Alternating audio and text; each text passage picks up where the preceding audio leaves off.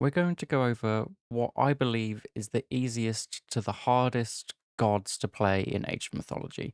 Now, this is more for a newer player coming in. This isn't going to be what is their skill ceiling, as in from a really high level player. This is going to be more if you're coming into the game fresh from another RTS game, or you're coming in as a completely new player, or just returning to Age of Mythology, which of the gods is going to be the easier ones to pick up? Now, that being said, obviously anyone can be played. You can play the hardest god if that's what you want to main. Just it has a lot more complex mechanics where if you're jumping between gods, you might be a little bit confused or like, how do I play this character? Whereas some of them are really straightforward. So this is what we're going to go through. And I'm going to start off with who I believe is the easiest, and we'll work up to the hardest. So I think that Gaia is the easiest god to play. Now, why is Gaia easy? First of all, she's Atlantean, which means that she gets, well, first of all, she gets two hero citizens, and the citizens that she has are worth two of any other villager from the Greeks, from the Norse, from the Egyptians, and they don't have to drop off. They don't have to drop off in a granary or a storehouse, so that makes them easy. The other Atlanteans will be higher, but that makes her easy to start with. The other thing is she's very defensive. So if I just go into the game, her bonuses are defensive and they're quite easy to understand. So, first of all, here you start with two hero citizens, and hero citizens are cheaper, which is great because hero citizens gather faster, they're more tanky, so raids are going to do less to you. Um, Her economic guild upgrades are cheaper, so eco upgrades cheaper, and you get them an age earlier. So things like shaft mine and bow saw, which is the second upgrade for your wood and gold, you get those in the classical age. So this is something where you can just sit back, relax, let your eco do its thing, defend, and if your opponent is one town center and you're one town center, then you will just be ahead as long as you haven't lost too many resources. And also her lush, first of all, it heals things, and then when you get this upgrade, everything on your lush moves faster. So if you want to slowly expand, moving through with your lush, so your lush expands on manors and economic guilds and town centers. So if you want to slowly branch out, then you can just defend on your lush. If someone comes to raid you, you can run at them with some of your Mamillo or fast units, or anything's fast with the lush. And this is what I believe that Gaia is a great early hero to start playing, or early god to start playing. Also, she just has some fun things too. Oceanus with the upgrade Bite of the Shark makes your Mamillo have this poison damage, this dot damage over time, which is just really fun in the early game. And then the late game, she has some really cool god powers too. So I think Gaia is, for me, if somebody was new, I would show them Gaia. I think Gaia is a great first god. But a lot of people want to play the Greeks, and my second easiest god to play is Hades. If you really want to play the Greeks, which is what most people do want to play, I would start with Hades. Now, again, why would you start playing Hades? So, Greeks are the second easiest eco for me. So, they need to build storehouses, they need to build granaries, but they're probably the perfect sieve for understanding the rest of them. If you do start with Gaia, then you might be a bit shocked when other civs aren't as easy with the eco. So Hades is probably the perfect one to start playing. Now, what does Hades bring, and why should we pick him? First of all, very similar to Gaia, he can sit back and let people come to him. He can also play really aggressive with things like the Cyclops and the Pestilence. You can go for an Ares rush, or even rush with a Minotaur and some hoplites. But if you want to, you can sit back and defend with his Sentinel God power. What this does is it puts 5 archer statues around your town center, so anyone that comes in will just get hit by those. And it's very hard for people to rush you. And this is something that I feel that when you're a new player, you hate rushes, you don't want anyone to rush you. This guy will definitely stop that. He also has, whenever you lose units, you get shades back quite easy. It's just a passive that you don't really even need to think about. It's just something that always happens. Your myth units have more hit points, which is something that a new player is always going to be wanting to build loads of myth units. And in Retold, myth units are really good anyway. So his myth units are better. and he gets free upgrades and extra range for his soldiers and fortifications. It's all passives that you don't even need to think about. They are just there, and that for me makes him probably equal to Gaia as the perfect starter god. There's no real easy path. You can just pick anything, and it is great. I would suggest trying out Hades, and then you get to the late game. You have these Colossus, and you tear down everybody. Now, I wanted to have one of each civ in the easy section. So who I'm going to go with next is Odin. Now, Odin, I don't think is as easy as these ones to play, but Odin is from in my opinion, the easiest of the Norse. Now let's get into the game and figure out why. So this is Odin. So Odin has his great hunt power, which means that you will have more huntables in your base. So that's something where when you finish up your starting hunt, you'll also have some chicken, you'll also have some berries. But when that's gone, you need to branch out of your base. You should branch out sooner, but with Odin's power, Great Hunt, you can use this on your starting hunt and you can stay in your base for so much longer. So it means that you're less likely to get raided. And obviously that's always good. He also has ravens to scout for you. Scouting in Retold is really important. It's something that's more important than in the original Age of Mythology because you don't get warned when your opponent gets a town center. You obviously don't know what they're doing. Having extra scouts, especially as Norse, where their scouting isn't as good because your guys need to build, that is invaluable. So gatherers and dwarves get 10% faster food, gather 10% faster from natural food sources. That's just nice and easy again. Nice, easy passive. Makes his eco much better. Great Hall units generate extra favor in battle. So this is another one where if you want to build loads of myth units, Odin is going to be your guy. You get things from the Great Hall. So that is your raiding cavalry or your hearsers. They're going to be generating more favor for you. Also, his units regenerate. So if you do get attacked, you pull back, your units will slowly gain their health back. So this is one why I think Odin is great. He has really strong myth units too, so you can go through things like the Valkyrie, where you can go raiding against your opponent. Then moving on to like these ones, you've got an aggressive choice with Njord, with the Walking Woods and the Massive Mountain Giant, or if you want to play defensive again, you can go through Skadi. If anything comes at you, you can frost them. I think Odin is the easiest of the Norse. The Norse isn't the easiest to play because their economy is a little bit different, but I think, yeah, he's going to be your choice. So between Isis and Ra, I'm not sure who's the easier one, but I think in Retold, because of the funky monument stuff with Ra, I think it's probably Isis. Isis is going to be the easiest one to understand. Isis is my favorite god. So let's see why she's good. So similar to Gaia, she just has a lot of passives that are just active within the game. You don't even need to think about them. They are just there. So your town centers get 5 more population. So it means in the late game, when you're full houses, when you're full town centers, you just have more population than your opponent. So it's something where you can really utilize that without even thinking about it. Upgrades similar to Gaia cost less. Gaia is just the eco upgrades, whereas Isis is everything except for age ups. Obelisks build faster. Now, something with the Egyptians is their scouting is really funky. Well, Isis and Ra, the scouting isn't really great.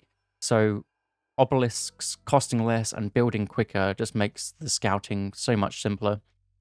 And her monuments protect against enemy god powers. So if you wanted to put your 3, well, you get 5 monuments, but if you wanted to put 3 monuments around your town center, next to some of the starting towers, then most things shouldn't really be able to hit your base. The radius isn't huge. When you empower it, it gets bigger, which is quite an interesting change. But it's just something to stop you against some aggressive options you might not know are actually coming for you if you haven't played against some of the gods that have some damaging abilities against you. And then Isis's bonuses, again, very, very simple. They are, you get extra food, you get a food trickle, and prosperity means that you get more gold. So because your eco is set up a bit nicer for you, I feel like she's easy to play. She also has simple game plans. Isis is someone who wants to go for a timing attack or a classical fight. You can go through Anubis, get lots of priests, get Nubites, get a lot of barracks units, and that can be really strong. Or you can go for some kind of timing attack where you get a build down, you go through Nephthys, you get lots of Scorpion Men, Ancestors, Eclipse, again, priests out, and you can just deal a lot of damage. What makes her harder is the timing attacks. If you don't pull them off perfectly, then it isn't as good. But obviously, it's hard to pull stuff off perfectly anyway. And then late game options for her with Thoth, with Osiris. There isn't really a bad choice of gods here. So I think Isis is going to be the easiest Egyptian to understand, and she's my favorite as well. Now, who should we put in the medium first? So I think we'll go for Poseidon. Poseidon. So let's have a little gander at Poseidon. Poseidon does make similar to Odin. He makes your early game slightly easier with the lore. So if you put your lore down on your starting hunt, first of all, you don't need to build a granary, so you have extra wood to play with. Also, you'll get food come to you, and you'll have chickens spawn. So it means you don't have to leave your base for a long time. So Poseidon is great in that respect. Let's have a look at some of his upgrades. Militia will spawn from any raised building. So if a building gets taken down, you'll get free militia, and that's just great for if you get attacked. It's much harder to take down a Poseidon than some of the other gods, because if you kill 2 or 3 of his buildings, he's going to have like 10 militia to defend with. So even if you forgot to build some military, you will absolutely have some militia. And militia are not bad either. They're actually pretty good. His benefits are for cavalry, and myth units actually have more speed as well. So again, if you're going for myth units or you like cavalry, then Poseidon will definitely be your guy, and he makes things to do with cavalry and markets cheaper. Bonuses probably aren't as good as some of the others, but I feel like if you want to go for a pure cavalry civ, then Poseidon is probably your choice. He's just a bit harder than Hades because he doesn't have as good bonuses. But yeah, I think he's fine in the medium tier. Now, next up is Ra. So Ra, I wasn't sure whether to put him easy or not, but because he's had some slight changes to his monuments, I feel like he should be in the medium tier. The reason for this is monuments now, when your pharaoh empowers a monument, it is effectively a priest empowering everything within that radius. So priests for Ra empower, that's one of his bonuses. But if a pharaoh empowers a monument, then that radius has a priest empowering everything. So let's say that you put it right next to your town center. That means that your town center, any building that is in that radius, like your mining camps, your lumber camps, your granaries, it's all like there's a priest on each one. This is quite simple, but it can mean that monument placement is everything. And you have to figure out when is best for your pharaoh to be on the monument, or when is it best to be on each certain camp. So that, I feel, pushes Ra slightly above Isis. I think he's still quite easy to play, but that is just something to bear in mind. One of his bonuses gives everything from the Migdal Stronghold extra hit points, which is just nice, again, because you want to build these units anyway. Ra wants to be in the Heroic Age, so extra bonuses on your camel riders, chariot archers, and elephants are nice and easy. There isn't many bonuses, so maybe he is an easier option, but still. He also has a great god power, because when all the hunt runs out within your base, obviously most gods need to move out. Ra doesn't need to move out because he has rain, so what you can do is just load up on farms. You can go through Ptah and get the cheaper farm upgrade, and then rain, then it costs 30 favor to rain again. If you have a decent amount of monuments, you can just rain again, and that's it. So like, that's his food economy set up. So that is something that does make Ra easier to play.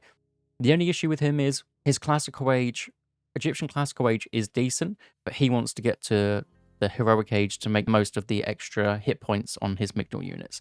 So that is something that you do need to bear in mind, that he may not be the strongest classical age god compared to some of the others, although the classical age of Egyptians is definitely better than in the base game.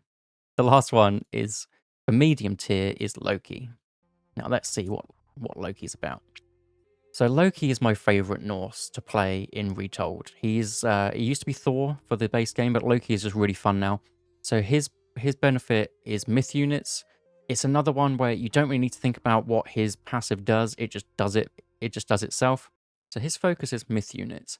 Now he can spawn myth units from any human soldier, but mainly hearses. So if you have a big army, there's a good chance that a myth unit's going to spawn there and deal some damage. Now he can spawn any myth unit depending on which age you're in. So if you're in the classical age, then you can get an Einherji, a troll, a Draugr, or a Valkyrie. Then when you're in the mythic age, you can basically spawn any myth unit. So that's how it works. I don't know exactly how it works, but basically just know that if you're attacking, there's a chance that you could get a myth unit, which obviously everyone's gonna like. He also has some great myth unit choices where if you get to the mythic age and you go through hell, you can get all of the giants. Njord is also a great choice. Loki is someone who wants to be aggressive. Now this is where basically every choice for him is an aggressive choice, except for Forseti, which is probably your best defensive choice because the troll is a great defensive option. But if you want to go through Heimdall, you can get some good rushes down. Although he even does have a good defensive option with Heimdall with this upgrade. This is something where it makes everything train 20% faster, even villages. So if you do want a defensive option, then that is also a great choice. But then past that, in the heroic and the mythic age, it's basically all aggression. It's massive myth units, flaming weapons, walking woods, the Nidhogg, huge powers. You just choose whichever one you want, and I think he has some of the most fun playstyle. So what else does he give? His human soldiers and heroes do extra counter damage. So this is great because counter units are already good in Age of Mythology Retold anyway. So getting bonus on that, who doesn't want that? Buildings are constructed faster. Now this is something that is just really good for Norse because Norse has to build with their soldiers. So if you're being attacked, it is very difficult to build while you're under attack. So if you just have one unit building slightly quicker than the other Norse, then it's just great. Also, you can build houses with your villagers now for all the Norse anyway, which makes it a lot better. Ox carts are cheaper, which means your early archaic age is just a little bit cleaner. There's less chance for mistakes because it's just a little bit cheaper. Now, this is something that I haven't really used that much of, but I can imagine that in the right situation, it's going to be really good. Transforming gatherers into berserks is free, so at any point you can change your eco units to berserks. So they are the new Ulfsarks, they're just the builders that also deal the damage. So if somebody comes on a raid and you can turn that fight if you change all of your gatherers to berserks, there's an option to completely turn the game around. I wouldn't advise it all of the time, but if your villagers were going to die anyway, then transforming them into berserks is just a great thing to do. And I think at least at the moment, no one's expecting that. So that is a great choice. Also, saying earlier about Odin with his ravens, spy is a great god power. You spy on an enemy unit and you can see where they are until that unit dies. So if you put it on a villager from a gold mine and you go raid that gold mine, but you leave that one alive, you will always see where they're mining gold. So Loki, great choice. My favorite Norse for sure. Now I was going to put him in hard because it made sense to put the Greek easy, medium, hard, but I think I'm going to put Zeus in the medium tier as well. Let's have a look at why Zeus is good. So Zeus benefits your infantry and heroes. So the Greeks are archers for Hades, Poseidon's cavalry, Zeus is infantry. Zeus is great for myth units as well because they cost less population. You start with extra favor and you gain favor faster. So Zeus is going to be a great choice if you're just after myth units. Zeus is going to be your guy. Although all of the Greeks have myth unit bonuses. Your hoplites are faster, so they're going to be great raiders and good at catching up with cavalry, which they soft counter. And that and they also do more damage to buildings. So you don't have to go for siege with Zeus because if you just get loads of hoplites, they can probably take down a building pretty well. I think Zeus is my favorite Greek. He has some of the most interesting heroes. He has Bellerophon in the Mythic Age, who can jump on a myth unit and basically kill it. He's the only one that has Hera, and Lightning Storm does huge damage and also has an upgrade to give more speed and rate of fire to myth units. So they basically move and attack faster. So if you want to go for myth units, Zeus is definitely going to be your guy. Also, Hera has this upgrade, which gives you 3 Myrmidons out of your fortresses. Zeus is also someone he likes to play aggressive. So where Hades is more of the defensive choice, the reason Zeus is a bit harder is you kind of want to play aggressive with him. You can play a kind of centaur strategy where you do some early damage with them, which is why I was going to put him hard, because I feel like centaurs are quite hard to micro. Um, but I think medium's fine. If you want to go aggressive in a different way, you can go through Athena and get Minotaurs and some of these sick upgrades. Yeah, Zeus is just good. He also just has, if you're being raided, you can bolt the enemy myth unit, which is always a great thing to have. So Zeus medium, absolutely fine with that. Which means we're now moving on to the hard ones.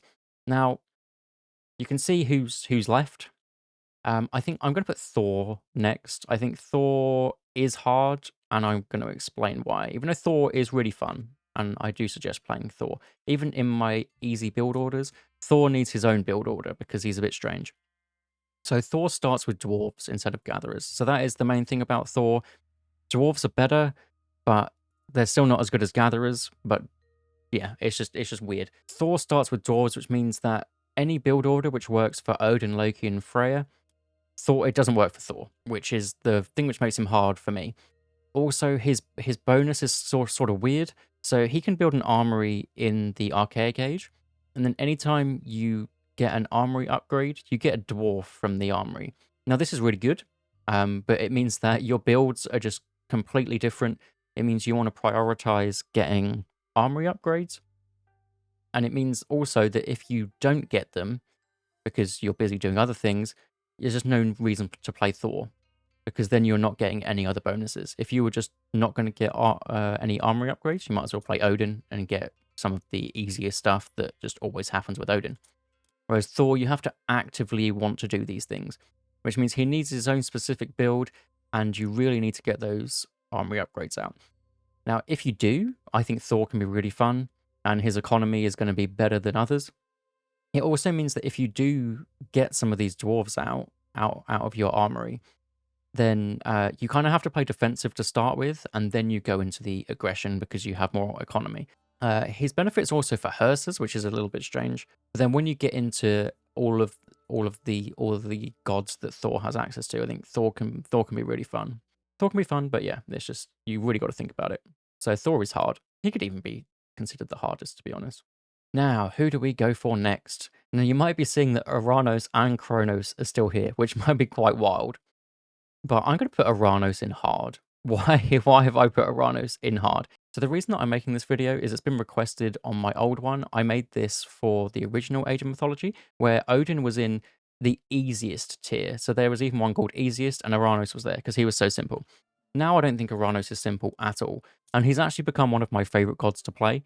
I think he's not good now. He needs some buffs. His thing is sky passages. So yes, he's always had sky passages, even in the original game, but they cost a lot, so nobody really built them. Also, he had faster everything, faster units, so that's what everyone utilized. But now, if you're not making the most of his sky passages, then you're basically playing a budget Gaia or a budget Kronos. There's just no reason to play him. So let's have a look at what makes him good. So one thing that he does have above anyone else is he has more line of sight on all units, which means that he basically gains more favor. The Atlanteans gain favor from the line of sight on their oracles. So his oracles have more line of sight, he gets more favor. So that is the one passive benefit that Oranos has. Everything else is the is the sky passages. Oh, damage units also remain visible. Whatever. Pretty good. Well, really good. But the sky passages are the main thing. Now, sky passages cost 5 favor, so they're really cheap, and each age you get more. So in the Archaic Age, you can build 2, Classical Age is 3, and you just get 1 for each one. Now, how I like to do this is I send one villager out to an open hunt pack or open gold mine, and then have them build a sky passage, have one at home, then transport everything there.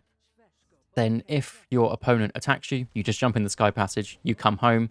If they spend their time destroying it, you're down 5 favor, whatever. If they then run away, you then hop your villagers back in and put them back at the hunt source or the gold mine.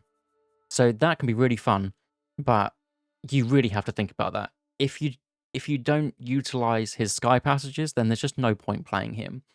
He does have Shockwave, which is arguably the best Archaic Age god power in the game, and he does have 10% infantry speed if you get this upgrade, which is obviously really good. And then you can go for something like Oceanus, get the Bite of the Shark, as we said earlier, with the extra 10% movement speed. We really need people to look into the sky passages. I think he can be really fun, but yeah, that's why I put him hard. He could even be hardest, to be honest, because if you don't use it, then it's useless, right?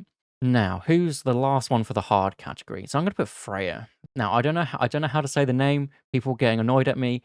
I've listened to my Neil Gaiman book again, and he says Frey, which is what I said originally, which is why I said that. So Freyr, whatever, Freyr. So Freyr is the newest god, and he is really fun, but he is defensive, which made other ones easy. But why he's hard is his technologies cost less, which is great, but they take so much longer to research. So something like, let's just pick a random one that we can see. Granite Blood. So this is something where it gives you more hit points for all of your giants. It takes 100 seconds, which is ridiculous. Whereas for Loki, it takes 40 seconds. So it's a massive change, and this is for everything except for aging up. So all of your eco upgrades, like your hand axe, your pickaxe, they take like 90 seconds or something ridiculous. So if you don't know that, or you're not actively thinking about that, Frey is going to be really hard to play, and that's what I think puts him hard. He has some of the really cool new gods to play, like the Fafnir myth unit is insane, the rock giant's insane, some of these really cool god powers. But if you do want to play him, you just really got to know about the technologies. That is the main thing. He also, the gatherers and the dwarves can repair, and it's also free, so that's a really good upside for him. But just because of the technologies, that that alone puts him hard tier. Because if you don't know about that, then you're going to think he's useless. Now we're moving into hardest. So these are the last two. So we're going to go over them. So we're going to go for Set. Now the reason I think Set is the hardest, he was the hardest on the original game too, but it's purely for the animals. So the animals in Retold are really strong, but I think if you're not using the animals, then why are you playing Set? The same as if you're not using the Sky Passages, why are you playing Oranos? Now Set does have more bonuses than Oranos, where Set's barracks, or Set's all the military buildings cost less. They have more. He has more speed for the classical age units. He does have some benefits outside of the animals, but going with your priest and getting animals and knowing which ones to eat for yourself and knowing when to eat them for yourself to jump the ages and knowing which ones can be aggressive, I think is what makes Set difficult.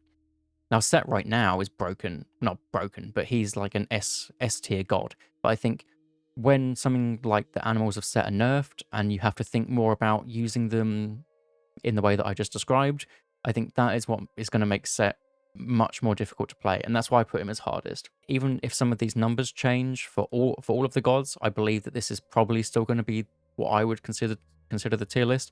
Like I said earlier, any of the gods you can easily pick up, and Set is a really fun one, and I would suggest playing him. But yeah, it's going to be quite difficult. The last one, put him hard. The last one is Kronos. Kronos is the time shift guy. So what he can do is move any buildings anywhere for free, apart from towers and palaces that cost stuff, that cost half of their resources to time shift. So the reason I think he is the hardest is if you're not using that, then you've got a problem. Obviously, he also has the benefit of he builds faster next to manas, and if you're not using that, then why are you playing Kronos? The only things that he gives that are straight passives is you get 2 free myth units, which is great, and you get resources back on your myth units and siege, which is a really weird upgrade, but at least, or a really weird thing to have, but at least he has something that's passively coming in. His time shift is insanely strong. With this upgrade, you can time shift 3 things. You can do 1 by default, and then as soon as you get this, you can do 3 things at once. But if you're not time shifting, then it's a problem. And also knowing when to time shift, knowing where to time shift. I think Kronos, I'm going to put him hardest. Maybe I could argue with myself here and say that that Oranos might even be harder. Um, I'm not actually sure. Maybe just for the baits, we're going to put Oranos top. I don't know, because Oranos is maybe Oranos is actually harder, to be honest, because Kronos time shifts, maybe they're actually quite simple, but we're going to find out anyway. So let me know what you think about this tier list. I'm going to make some build order guides for the easiest one, starting with Gaia. Um, and yeah, let me know what you think. See you in the next one.